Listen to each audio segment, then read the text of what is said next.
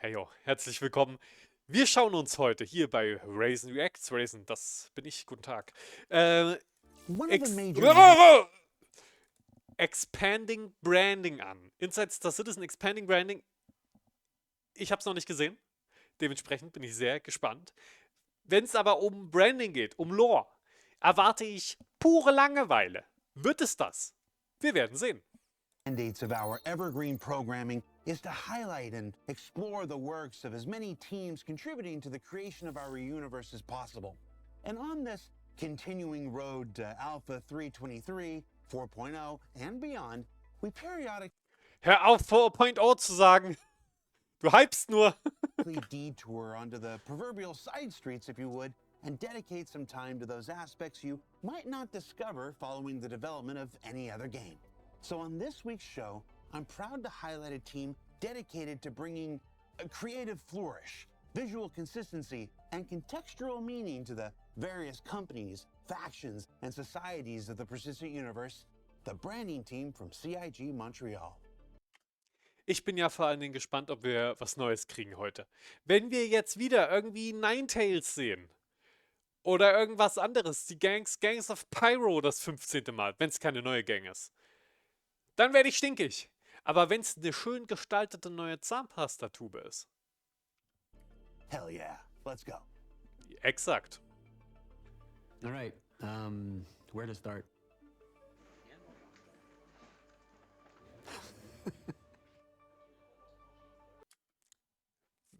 Ja, I joined the team in January, about 2 years ago it was.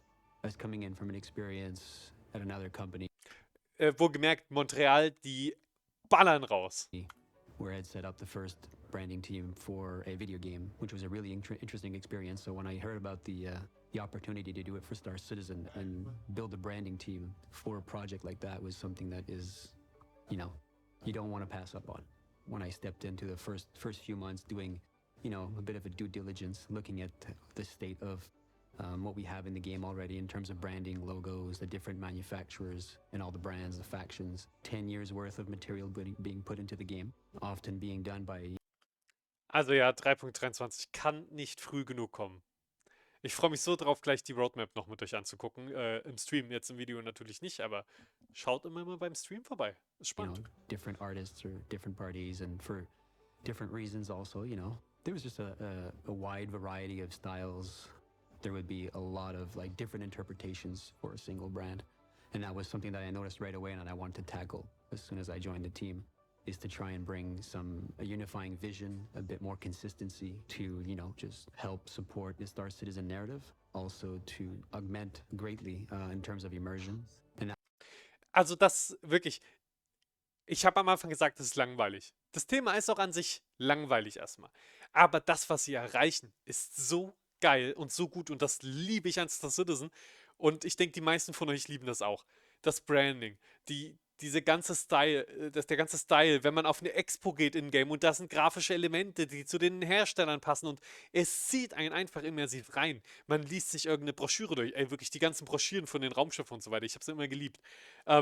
Und man kann wirklich wie in eine andere Welt abtauchen. Das ist wie LARP, wie digitales LARP mit Raumschiffen. That was something that I noticed right away and I wanted to tackle as soon as I joined the team.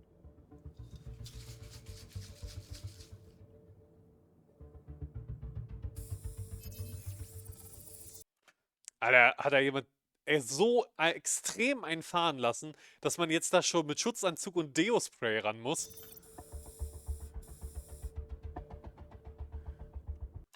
Uiuiui, wie das qualmt, ja. Da muss wohl ordentlich was unterwegs gewesen sein.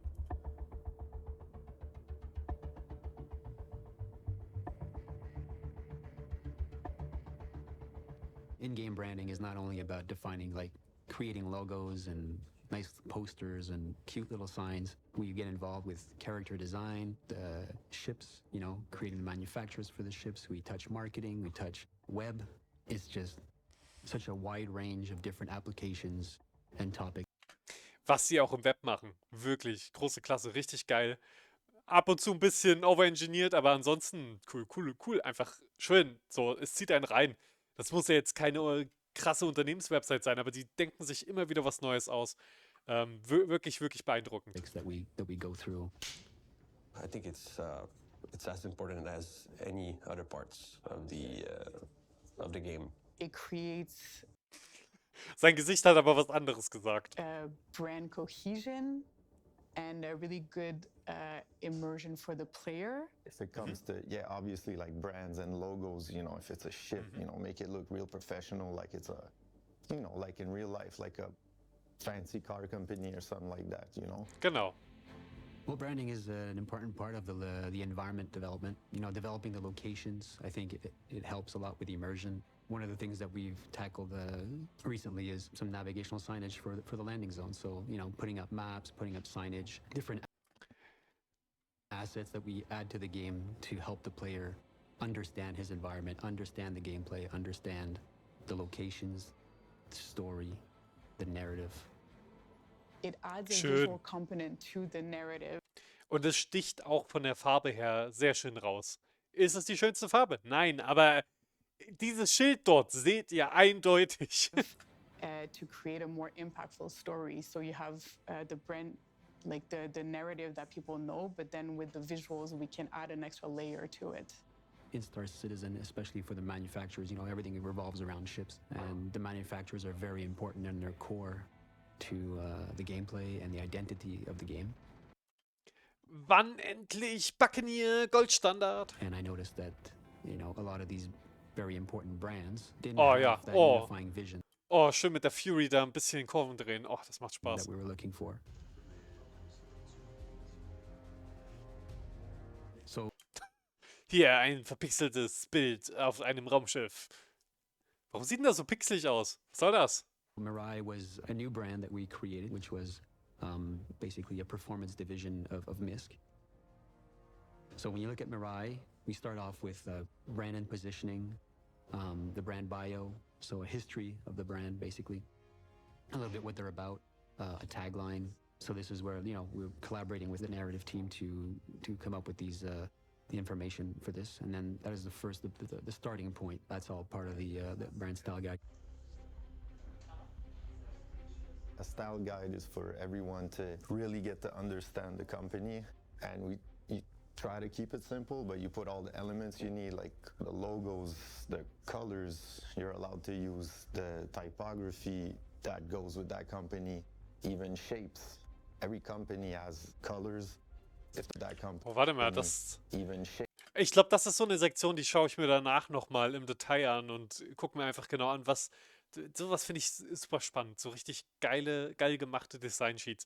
Ich habe schon für Firmen gearbeitet, deren Design-Sheets, also ist nicht schlimm so, nicht jede Firma, nicht jedes kleine Unternehmen hat eine Abteilung dafür. Aber da war das die komplette Corporate Design, so, hier ist unsere Farbe und wir nutzen Areal. So. Okay, noch irgendwas, was ich noch wissen muss? Nö, also kannst du uns noch eine Kontrastfarbe raussuchen. Geil. Also, finde ich immer ganz cool, weil dann kann man selbst mit das Unternehmensbild ein bisschen formen. Und das ist ganz cool, das macht auch Spaß, dann selbst quasi einen Design-Guide zu machen. Aber ich finde es immer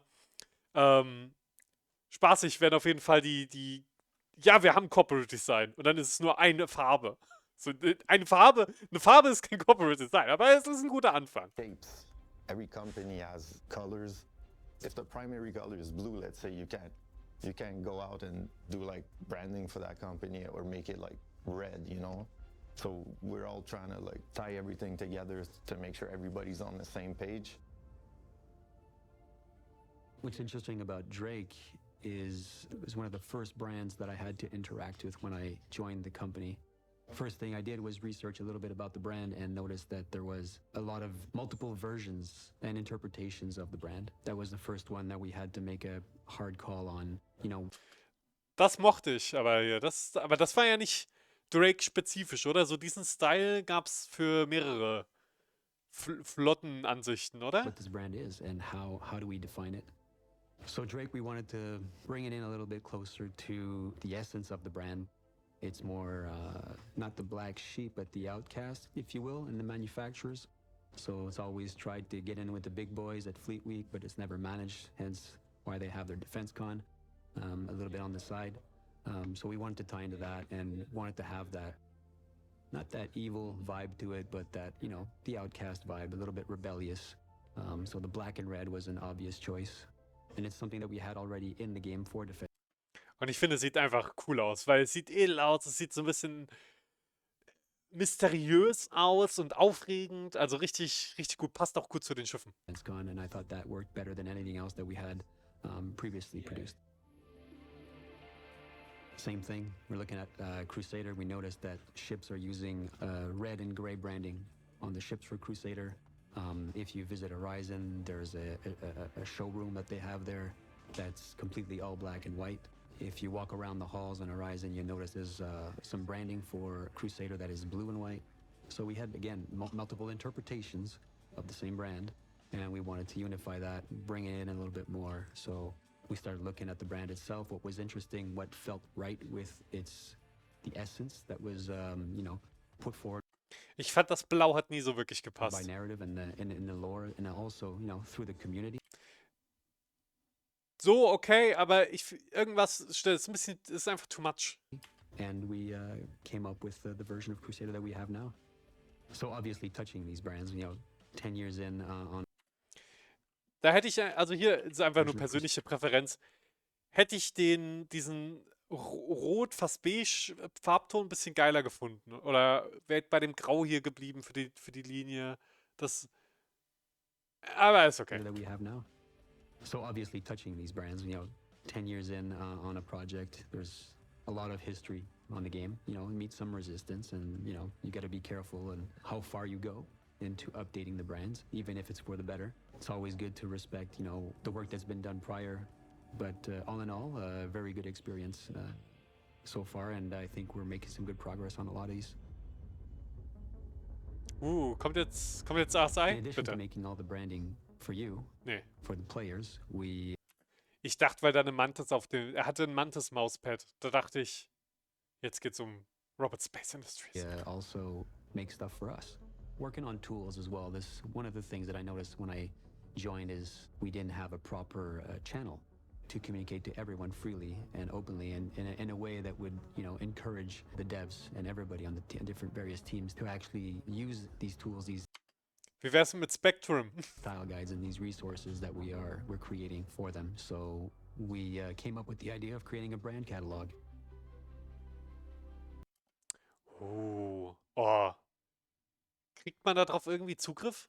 Ist das öffentlich? So the brand catalog is for in-house. So it's the documents that will be used for all the teams, where the whole of the information for all the manufacturer brands mostly will be found. And you will have downloadable links for all the assets. So everything will become super cohesive for in-house, and also when everything comes out in game and in marketing, everything will have the same, all the manufacturer brands will have the same look and feel. So Es ist richtig gut, dass sie das machen. Ich hätte aber auch wirklich gerne Zugriff darauf. we starting it off with the manufacturers. Obviously, they are front and center, but it will grow into all the rest of the brands that we see in the universe.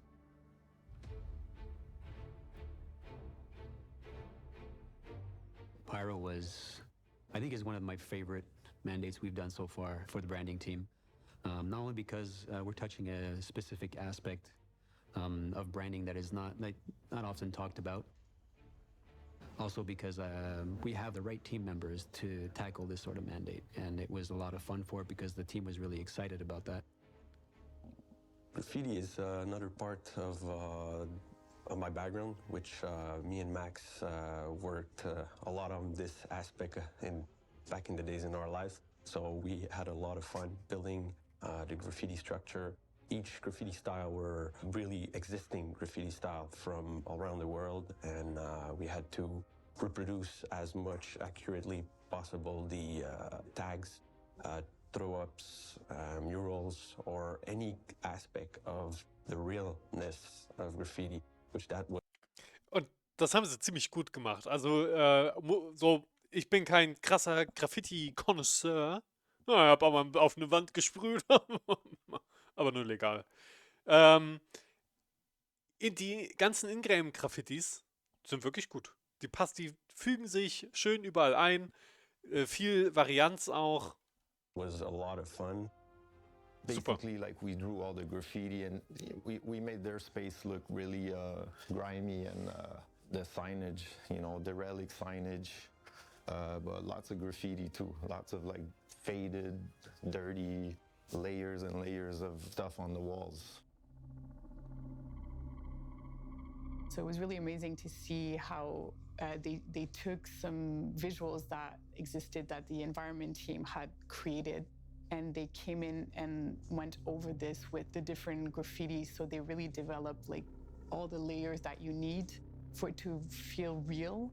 That was something that is very rich and is extremely fun to bring forward with the visuals and branding. And at that point, it's more than branding. It becomes like storytelling, basically, right? You're telling a story through all the elements that you're putting on the walls and in the environment that help sell the lore and, again, augment immersion and the experience for the player.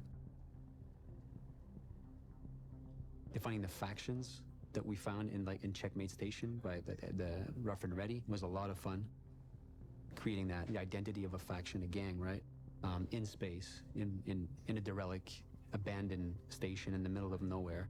I think you really Das ist mir zum Beispiel noch gar nicht aufgefallen. get a vibe when you get there, when you enter the zone. Like right away, you know it's Rough and Ready. They made the logo like a big sculpture, so I thought this was pretty cool. From like where it started to where it's at now, I think the graffiti and the sculpture does it mostly.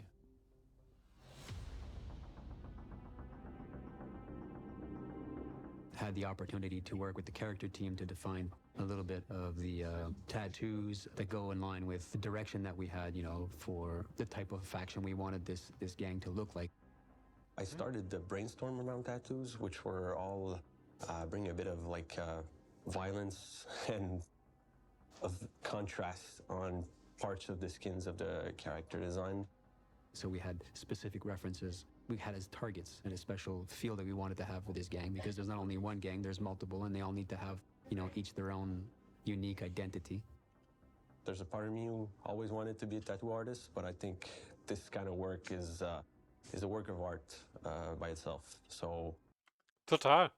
the character artist really managed to bring a lot of the visual identity we started from. All the polishing was really the character artist who managed a great job.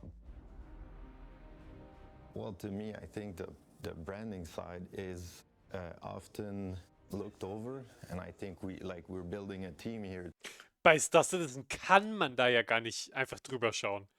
Das ist ja so ins Gesicht, überall, jeder Spaceport, alles in-game, alles auf der Website und so weiter. Branding, Branding, Branding. Es kann nur sein, dass es so viel ist, dass man es schon wieder ein bisschen fast ausblendet oder übersieht, wie viel Arbeit da in jedem einzelnen Detail steckt. To put an emphasis on the branding side, every little things, the little graffiti and, the logos and the signage, the navigational signage, everything. I think we're trying to push it a little further. It's all about making one step closer to the real world, which we're surrounded every day by branding and either textures, typography, everything. I think we're the cherry on top of the sundae. I think that branding makes the whole game feel more real. And I think this is where we can also develop like this emotional connection to everything that you see in game and everything that the player uses, buys, and interacts with. The opportunity to do graphic design and advertisement. Was halt wirklich im Vergleich zu anderen Spielen sehr, sehr auffällt, ist einfach, dass es dadurch lebendiger wirkt. Ihr könnt in ganz viele Space Games gehen und euch umschauen und nach 2 Sekunden wiederholen sich 3 der Schilder, wenn da überhaupt welche sind. Keine Details, kein Branding oder irgendwas, alles sind nur Metallwände oder sowas und hier ist überall irgendwas. Fake advertisement within a game. So rich and deep as Star Citizen is. I don't know a graphic designer that wouldn't want to contribute or participate or be part of a team like this. There's so much variety. There's so much to do. The lore and the narrative is so rich. It's just a never-ending stream of opportunity to create really cool stuff. Es ist halt wie, als ob man einfach in einer großen Firma wäre, in irgendeiner Agentur und man hat super viele Kunden. Alle 2 Wochen hat man irgendwie einen neuen Kunden, neues. Aber du brauchst halt keine Kunden. Du kannst halt einfach irgendwelchen Quatsch machen. Also, was heißt Quatsch, ne? Aber du kannst dich halt komplett kreativ auslassen. Du kannst was Futuristisches machen. Du kannst mal wieder was ganz stinknormales, Modernes machen oder so. Du kannst so viel dich ausprobieren und vermutlich auch in einem ziemlich kurzen Zeitraum super viel lernen.